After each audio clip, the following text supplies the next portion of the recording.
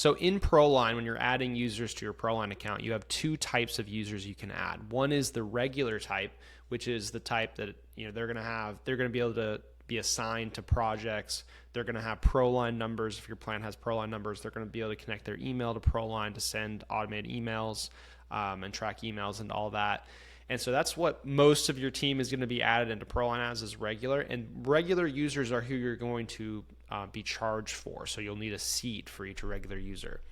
However, limited users are different. Limited users are still a user that you're granting access to your ProLine account, but they have some limitations. And because of that, they're free. We don't charge you for limited users. Limited users can't be assigned to projects. They don't have ProLine numbers. They don't have email or calendar connections.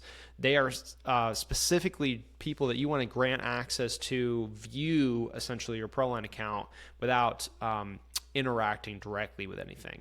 And so the typical use case here is going to be like an accountant or maybe an advisor or coach or a consultant, someone like that you want to give them access. You don't want to be giving them your password, your username and password, but it's a way to get them into the account without having to pay for that additional seat. And so that's what limited are used for.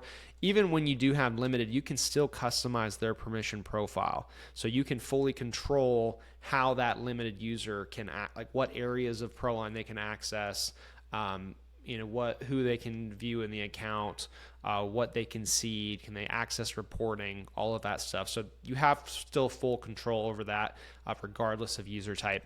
User type is specifically covering what features is this user going to be able to use in ProLine specifically for their account. And so that controls whether or not you're going to use a seat and pay for them or not. But once again, we're not trying to charge for someone in your account that's not really actively using it day to day. So having that limited user type there just really makes ProLine a lot more flexible and allows you to give access to people that may not be working day to day, may not be selling for you or generating any income or revenue for you directly, but you can still give them access and not have to pay for that person.